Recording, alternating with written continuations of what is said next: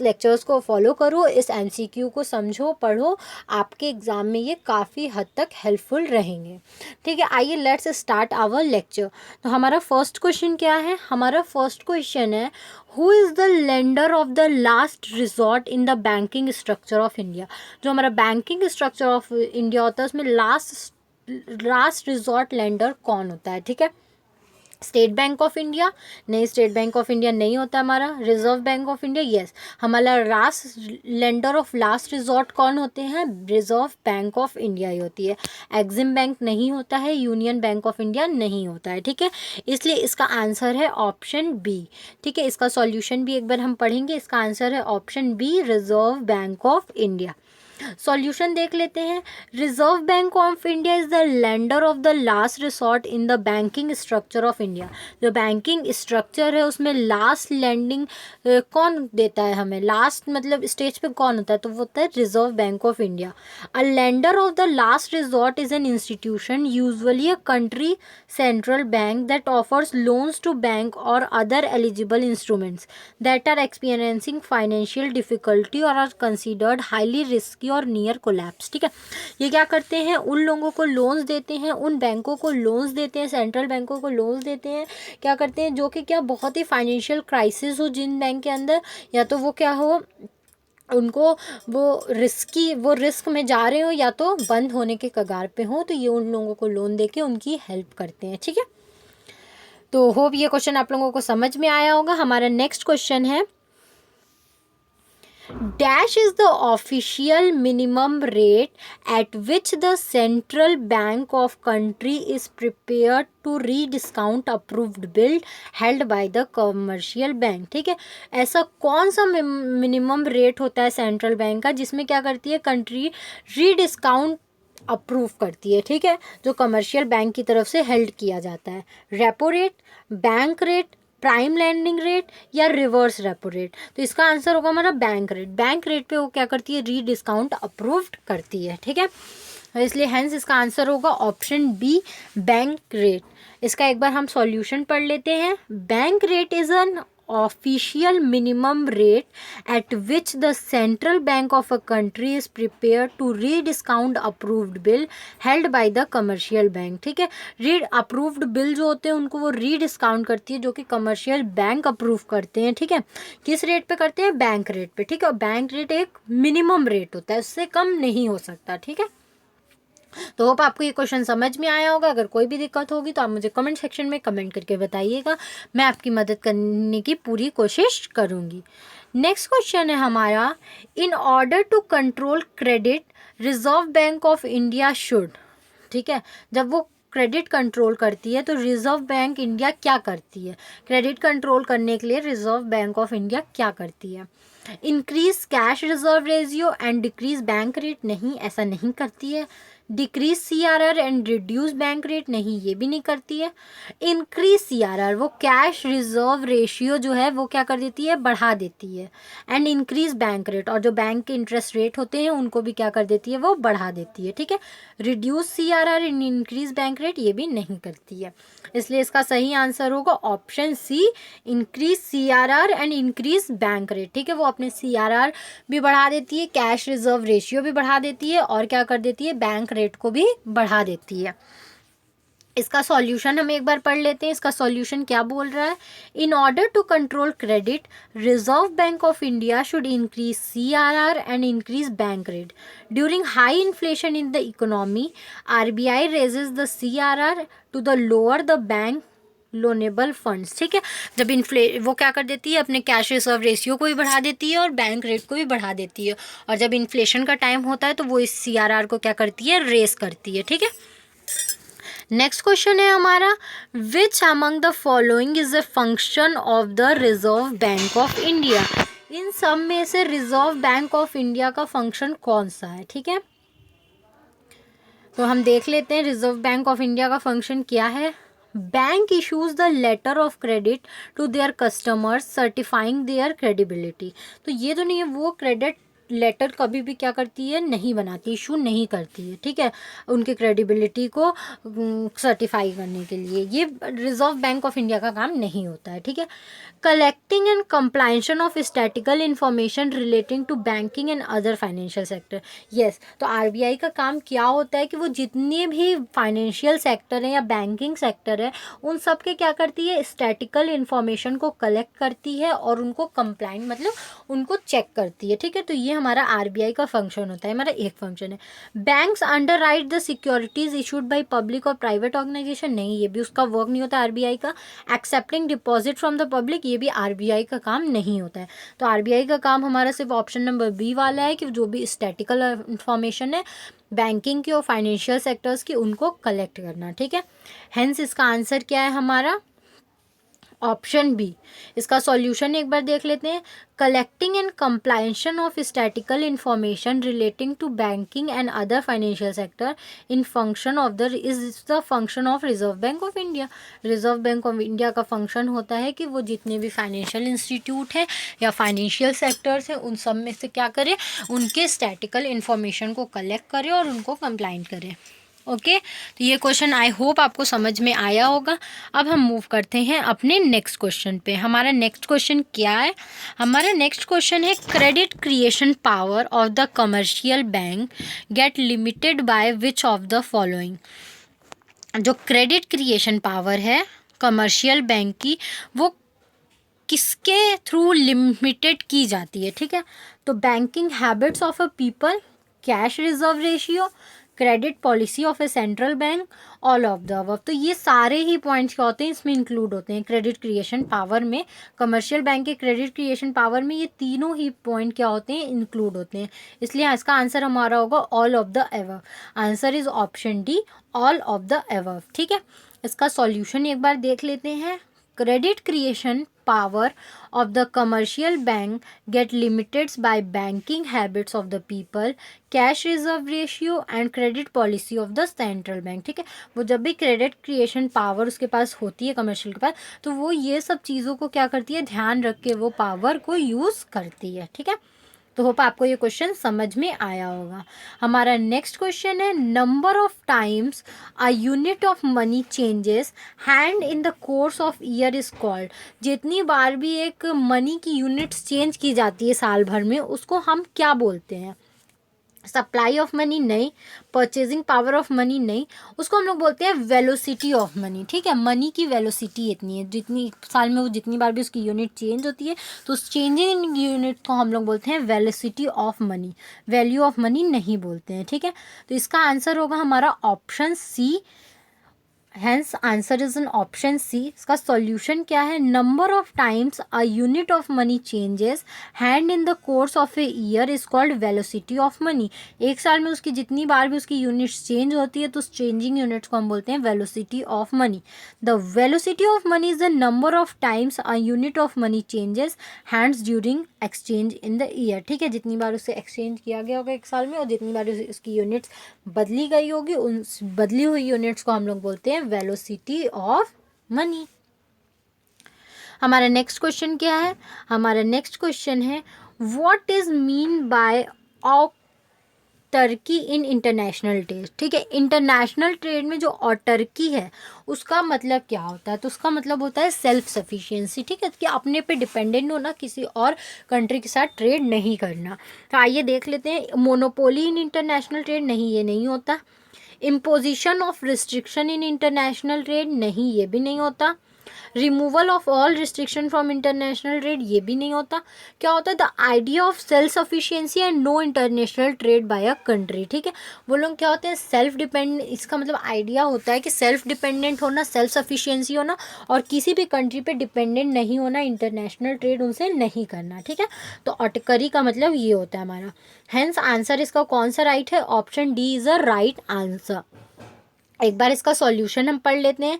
इसका सॉल्यूशन हमें क्या बताता है, ऑटकरी in international trade means the idea of self sufficiency and no international trade by a country.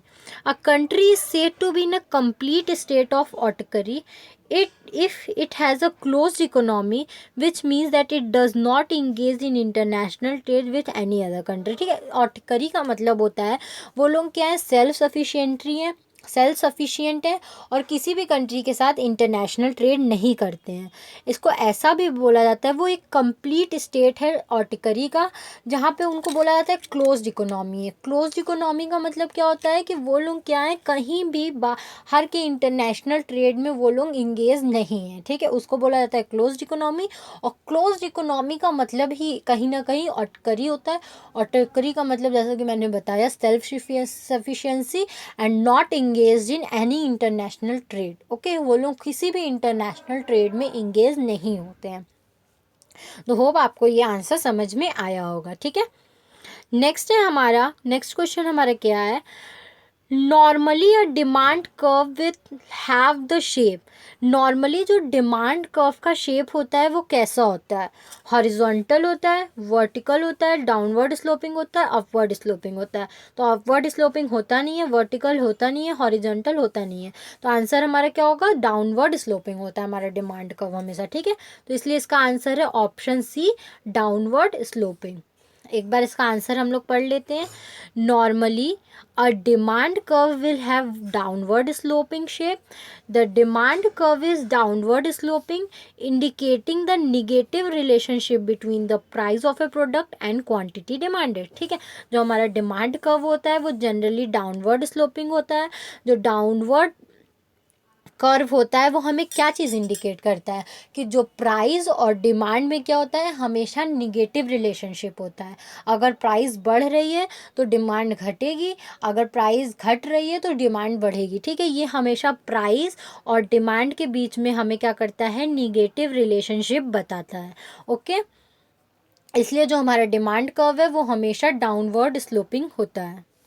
Next question है हमारा, who defined economics as a science which studies human behavior as a relationship between ends and means which have alternative uses।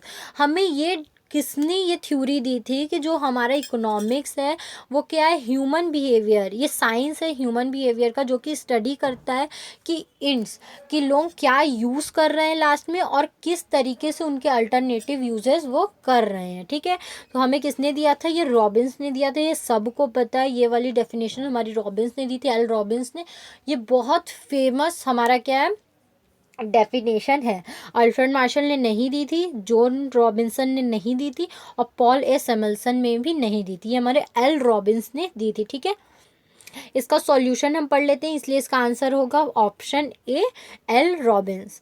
L Robins defined economics. Economics is a science which studies human behavior as a relationship between ends and scarce means which have alternative use। ठीक है, उन्होंने चीज़ जो है limited resource and उनके alternative uses के बीच में हमें क्या बताया था, एक रिलेशनशिप बताया था। ठीक है, इसलिए एल रॉबिन्स की ये डेफिनेशन बहुत मतलब यूज़फुल मानी जाती है और बहुत मतलब फेमस डेफिनेशन भी है, क्योंकि ये डेफिनेशन ऑलमोस्ट सही है और काफ़ी जगह यूज़ होती है। काफ़ी जगह क्या, मैक्सिमम जो हमारे रिसोर्सेज है वो स्केयर्स हैं ही, उनके अल्टरनेटिव यूज़ हैं ही।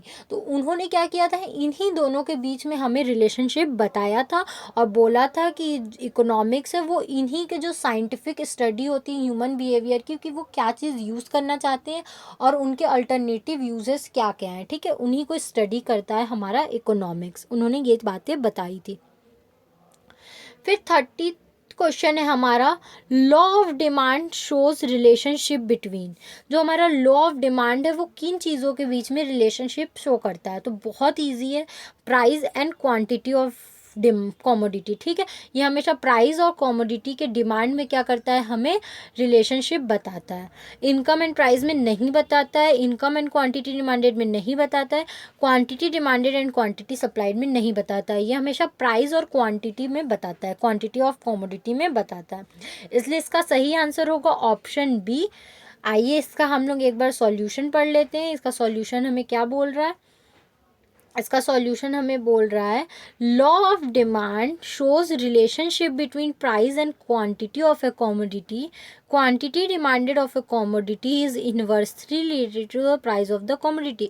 जो लॉ ऑफ डिमांड है हमारा वो हमें किन चीज़ों में रिलेशनशिप बताता है, वो हमें प्राइस और डिमांड में बताता है कि इन दोनों में जो रिलेशनशिप होता है वो इनवर्स रिलेशनशिप होता है. ठीक है, मतलब निगेटिव रिलेशनशिप होता है. अगर प्राइस घट रही है तो हमारा डिमांड बढ़ेगा, और अगर प्राइस बढ़ रही है तो हमारा जो डिमांड है वो क्या हो जाएगा, घटेगा. ठीक है, तो हमारा जो लॉ ऑफ डिमांड है यही बताता है कि जो हमारे प्राइस और क्वांटिटी डिमांडेड में है वो हमारे निगेटिव या इनवर्स रिलेशनशिप है, पॉजिटिव रिलेशनशिप नहीं है उन दोनों में. ओके, नेक्स्ट है हमारा 31.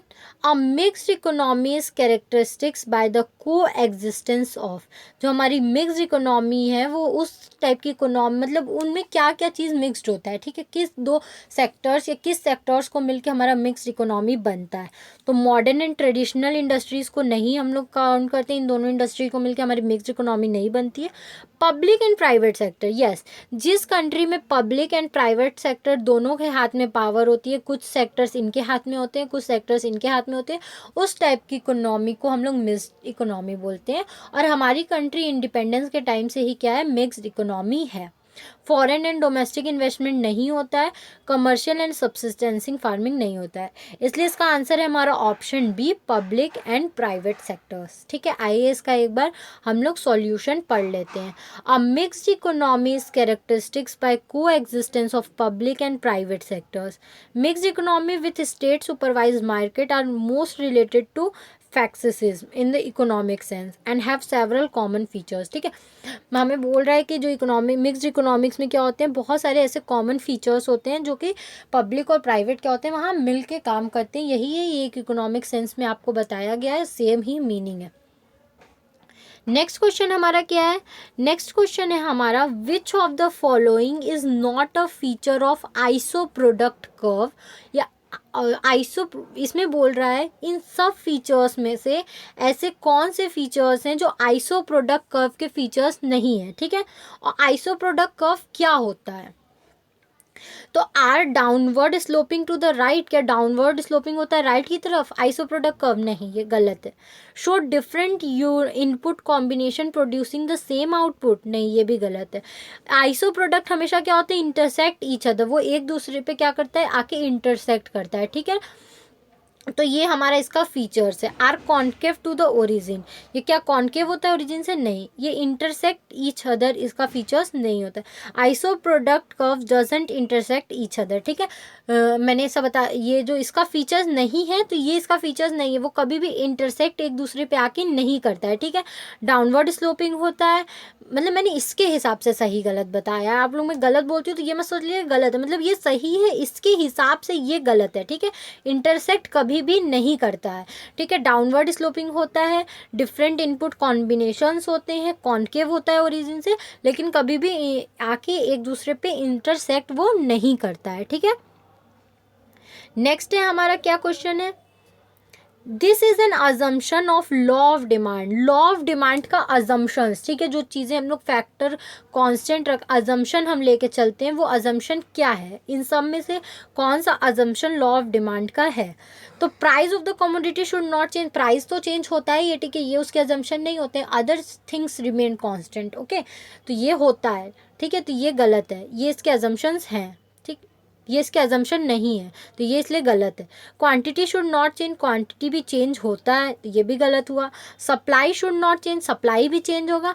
Income of consumer should not change, हाँ उसके इनकम को हम लोग क्या करते हैं, कांस्टेंट मानते हैं, ऐसा मान के उसके अजम्पशन में हम लोग चलते हैं. तो ये हमारा सही आंसर हो जाएगा.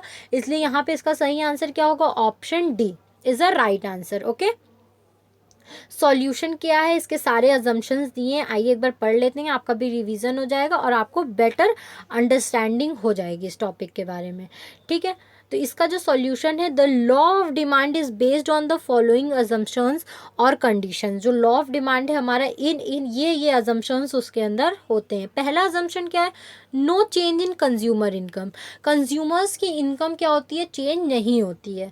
Consumer income must remain unchanged because if income increases consumer may buy more or even at a higher price validating or the law of demand. ठीक है, इसमें माना जाता है कि कंज्यूमर की जो इनकम है वो चेंज नहीं होती है। क्यों ऐसा माना जाता है, क्योंकि अगर कंज्यूमर की इनकम बढ़ जाएगी, ऐसा अगर बढ़ेगी तो वो क्या करेगा, ज़्यादा डिमांड करने लगेगा, जो कि हमारे लॉ ऑफ डिमांड के फॉर्मूले को क्या कर देता है, एक तरीके से इनवैलिड शो करने लगता है। ठीक है, या उसकी इनकम घटेगी भी तो डिमांड घट जाएगी, जिससे हमारा लॉ ऑफ डिमांड क्या हो जाएगा, गलत प्रूफ होने लगेगा। ठीक है, इसलिए ऐसा अज्यूम करके चला जाता है कि उसकी जो इनकम है वो नहीं बढ़े घटेगी। ठीक है, फिर दूसरा है no change in the size of consumption of population, जो पॉपुलेशन है वो भी नहीं बढ़ेगी। ठीक है, उसकी भी साइज बढ़े या घटेगी नहीं। The size of the population, gender ratio and age composition are assumed to be remain constant, as such changes are sure to affect demand. ठीक है, जो जेंडर है मतलब मेल फीमेल की संख्या भी नहीं बढ़ेगी, जितने साल के बच्चे हैं उतने साल के उतने बच्चे रहेंगे, और जो हमारी पॉपुलेशन है वो भी ओवरऑल नहीं बढ़ेगी, ऐसा माना जाता है। क्योंकि अगर ऐसा पॉपुलेशन में कोई भी चेंजेस आता है तो वो डिमांड को क्या करेगा, इफ़ेक्ट करेगा। ठीक है, फिर नेक्स्ट है हमारा no change in consumer taste preference habits and fashions, जो कंज्यूमर्स के टेस्ट हैं, प्रेफरेंस है, हैबिट्स हैं, उनको भी अज्यूम किया जाता है कि वो भी चेंज नहीं होगा। क्यों, if the taste changes then the consumer preference also भी change will affect demand. When commodities go out of fashion then demand will be low even at a low price. ठीक है, ऐसा माना जाता है कि लोगों के टेस्ट प्रेफरेंसेस नहीं चेंज होंगे। क्यों, क्योंकि अगर टेस्ट प्रेफरेंसेस या फैशन या ट्रेडिशन चेंज होता है, अगर फैशन चेंज होता है, आउट ऑफ फैशन हो जाता है, तो उसकी चाहे जितनी भी कम प्राइजेस हो उसकी डिमांड कभी भी नहीं बढ़ेगी। ठीक है, तो इसलिए टेस्ट एंड प्रेफरेंसेस को हमेशा कांस्टेंट मान के चला जाता है। नेक्स्ट हमारा no expectation of future price change, जैसे कि एक जो हमारा सेलर होता है वो अज्यूम करके चलता है कि अगर फ्यूचर में प्राइस बढ़ेगा तो वो क्या कर देता है, उस कमोडिटी को सेव कर लेता है, उसको अभी नहीं बेचेगा। ठीक है, तो ऐसे कोई भी एक्सपेक्टेशन सेलर लेके नहीं चलता है और बायर भी लेके नहीं चलता है। The consumer do not expect any significant rise और फॉल इन फ्यूचर। ठीक है, मैंने यहाँ थोड़ा सेलर बताया है, ये सप्लाई के केस में होता है। डिमांड के केस में कंज्यूमर को अगर लगेगा कि फ्यूचर में इसके दाम घटने वाले हैं तो वो आज नहीं खरीदेगा, वो कल खरीदेगा। ठीक है, तो जो फ्यूचर एक्सपेक्टेशन कंज्यूमर्स लेके चलते हैं वो नहीं लेके चलेंगे। ठीक है, तो इसलिए माना जाता है जो फ्यूचर एक्सपेक्टेशन है वो भी कांस्टेंट रहेगा।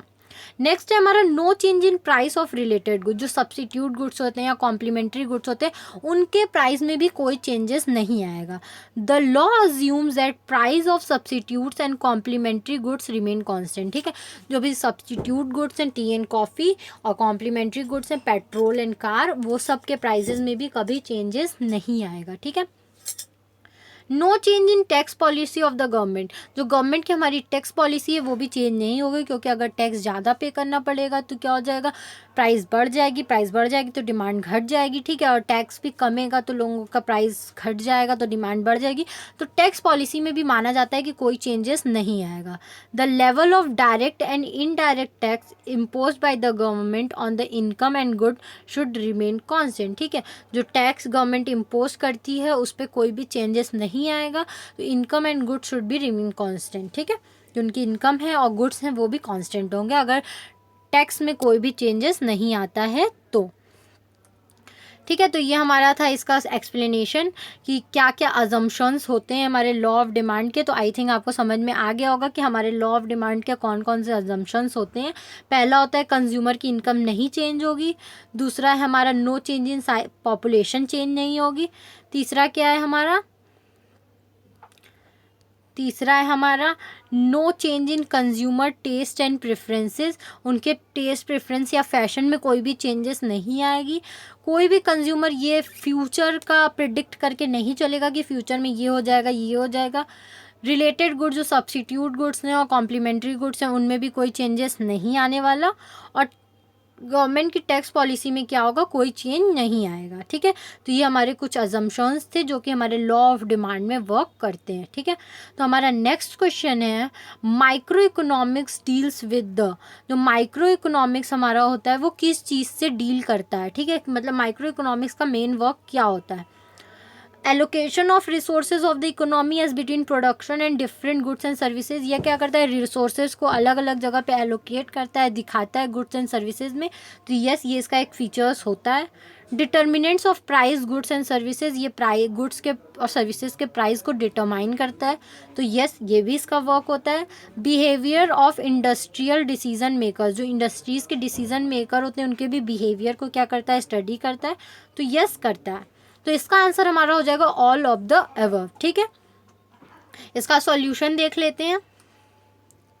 इसका आंसर हो जाएगा option D is the right answer, all of the above. Micro economics deal with the allocation of resources of the economy as between production of different goods and services, determination of price of goods and services and behaviour of industrial decision makers, ठीक है।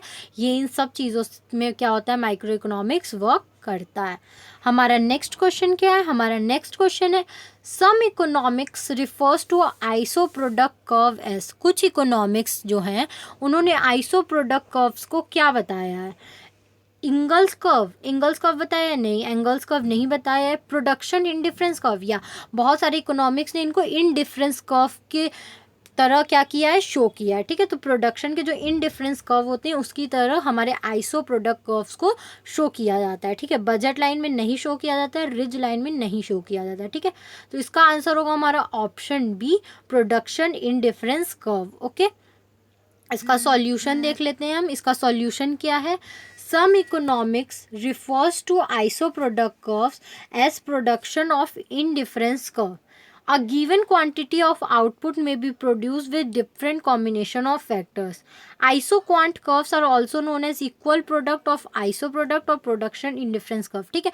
कि जो हमें resources combination है, ठीक है, जैसे कि आपको ब्रेड एंड बटर दो, ठीक है, ब्रेड एंड बटर मत लीजिए आप लोग, कोई एक ही प्रोडक्ट से जो दो चीज़, जैसे कि ओट्स ले लीजिए और फ्लोर ले लीजिए। आपको वीट दिया गया, उससे आपको ओट्स भी बनाना है, फ्लोर भी बनाना है।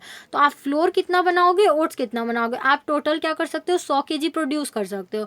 तो आप इसमें 60 kg फ्लोर प्रोड्यूस करोगे, 40 क्या करोगे, ओट्स प्रोड्यूस करोगे, या 60, या आपको जो भी कॉम्बिनेशन लेना है, ठीक है, 40-60 का, 30-70 का, या 70-30 का, जो भी आपको रेशियो लेना है, उस रेशियो को जब आप प्रोड्यूस करते हो तो उसी को बोलते हैं हम लोग आइसो प्रोडक्ट कर्व्स, ठीक है। आइसो प्रोडक्ट कर्व्स में हम लोग ये शो करके दिखाते हैं कि हम लोग क्या कॉम्बिनेशन एक प्रोडक्शन का यूज़ कर रहे हैं, ठीक है। नेक्स्ट पॉइंट है हमारा according to Joseph Schumpeter profit is the reward of, ठीक है, रिवॉर्ड फॉर। जो जोसेफ स्कम्प्टर है उनके थ्रू प्रॉफिट किस चीज़ का रिवॉर्ड होता है, तो इनके थ्रू क्या होता था, प्रॉफिट किस चीज़ का रिवॉर्ड होता था, इनोवेशन का, ठीक है। ऐसे हर जगह रिस्क टेकिंग का होता है, लेकिन ये जो सोचते थे कि लोग जितना ज़्यादा से ज़्यादा इनोवेशन करेगा उतना ज़्यादा से ज़्यादा क्या होगा, प्रॉफिट अर्न करेगा, ठीक है। अनसर्टेनिटी बियरिंग नहीं था, रिस्क टेकिंग नहीं था, मैनेजमेंट नहीं था, इसलिए इसका आंसर है इनोवेशन, ठीक है। इसका सॉल्यूशन एक बार पढ़ लेते हैं। इसका सॉल्यूशन क्या बोलता है, according to Joseph Schumpeter profit is the reward of innovation. He believe that an entrepreneur can earn economic profit by introducing successful innovation. इनका ये मानना था कि एक जो एंटरप्रेन्योर है वो तभी सक्सेसफुल प्रॉफिट या मैक्सिमम प्रॉफिट पा सकता है जब वो एक सक्सेसफुल इनोवेशन करे मार्केट में, ठीक है, अच्छे अच्छे इनोवेशंस करे। जब वो अच्छे अच्छे इनोवेशंस करेगा तो उसके प्रॉफिट क्या होंगे, मैक्सिमम होंगे। ये क्या था, जोसेफ स्कम्प्टर के ही लिए इन्होंने ऐसा माना था, ठीक है। आप ये चीज़ ध्यान रखिएगा, ऐसा नहीं कि आपसे कभी भी पूछा जाए profit is a reward for, तो अगर आपसे नॉर्मल पूछा जाएगा तो वहाँ पे आंसर होगा रिस्क टेकिंग, लेकिन अकॉर्डिंग टू जोसेफ स्कम्प्टर पूछा जाएगा तो इनोवेशन, ठीक है, ध्यान रखिएगा। नेक्स्ट क्वेश्चन है हमारा, if quantity demanded is completely unresponsive to change in price demand is, ठीक है, क्वांटिटी डिमांडेड पे कोई चेंज नहीं हो रहा है, क्वांटिटी डिमांडेड पे कोई चेंज नहीं हो रहा है, डिमांड उतनी है प्राइस पे, चाहे आप जितना चेंज कर लो, तो उस केस में हम लोग डिमांड को क्या बोलेंगे, डिमांड क्या है, परफेक्टली इनइलास्टिक है। ठीक है, इनइलास्टिक नहीं होगा, यूनिट इलास्टिक नहीं होगा, इलास्टिक नहीं होगा, परफेक्टली इनइलास्टिक होगा। ठीक है, इस केस में हम लोग परफेक्टली इनइलास्टिक बोलते हैं, इसलिए इसका आंसर है option D is the right answer. एक बार इसका सॉल्यूशन पढ़ लेते हैं। इसका सॉल्यूशन क्या बोलता है, if quantity demanded is completely unresponsive to change in price, demand is perfectly inelastic. ठीक है, अगर क्वांटिटी डिमांडेड कोई भी रिस्पॉन्स नहीं कर रहा है, प्राइस चाहे जितना बढ़ घट रहा है, ठीक है, तो उस केस में हम लोग डिमांड को परफेक्टली इनइलास्टिक बोलते हैं। Perfectly inelastic demand means that quantity demanded remains the same when price increases और डिक्रीजेज। ठीक है, इसका मतलब क्या होता है, क्वांटिटी डिमांडेड सेम है चाहे प्राइस जितना बढ़े चाहे जितना घटे। Consumers are completely unresponsive to change in price, consumers को कोई फ़र्क नहीं पड़ता कि उनका प्राइस कितना बढ़ रहा है कितना घट रहा है, वो क्या होंगे, उसको खरीदेंगे जिस क्वांटिटी में वो खरीदते थे। ठीक है, हमारा नेक्स्ट क्वेश्चन है, विच of the following is micro economics concern with. इसमें माइक्रो इकोनॉमिक्स किस चीज़ के लिए ज़्यादा कंसर्न दिखाता है। ठीक है, the size of national output नहीं, इसमें तो नहीं दिखाता है। द लेवल ऑफ एम्प्लॉयमेंट नहीं, वो एम्प्लॉयमेंट लेवल पे भी नहीं दिखाता। Change in general level of prices नहीं, इसमें भी वो नहीं दिखाता है, इसलिए इसका आंसर हो जाएगा नन ऑफ द एबव। ठीक है, इसका आंसर हो जाएगा option D none of the above, क्योंकि वो तीनों चीज़ में ही कंसर्न नहीं दिखाता है। यहाँ माइक्रो इकोनॉमिक्स की बात हो रही है, ये तीनों चीज़ ही मैक्रो इकोनॉमिक्स में कंसर्न दिखाते हैं। ठीक है, इसका सॉल्यूशन पढ़ लेते हैं। Micro economics is primarily concerned with the factors that affect individual economic choices, in effect of changes in these factor on the individual decision makers, how those choice with coordinated by market and how prices and demand and determined in individual market। जैसा कि हम लोग जानते हैं, जो micro economics होता है वो हमेशा इंडिविजुअल लेवल पे वर्क करता है। एक इंडिविजुअल लेवल की चॉइस क्या है, उनके जब प्राइस घट बढ़ रहे हैं तो उनके डिमांड क्या है। ठीक है, तो वो हमेशा क्या करता है, इंडिविजुअल लेवल पे ही वर्क करता है, इसलिए इसका आंसर हो जाएगा हमारा नन ऑफ द अबव, क्योंकि ये तीनों ही मैक्रो इकोनॉमिक्स के हमारे पॉइंट हैं। ठीक है, नेक्स्ट क्वेश्चन है हमारा, which of the following is also known as plant curve. हम इन सब में से प्लांट कर्व किसको बोलते हैं, लॉन्ग रन को हम लोग नहीं बोलते, लॉन्ग रन कर्व को हम लोग शॉर्ट रन एवरेज कॉस्ट को प्लांट कर्व भी बोलते हैं, इसलिए इसका आंसर होगा हमारा बी। एवरेज वेरिएबल कॉस्ट को नहीं बोलते हैं, एवरेज टोटल कॉस्ट को नहीं बोलते हैं, शॉर्ट रन एवरेज कॉस्ट को हम लोग प्लांट कर्व भी बोलते हैं, इसलिए इसका आंसर हो जाएगा हमारा आंसर बी।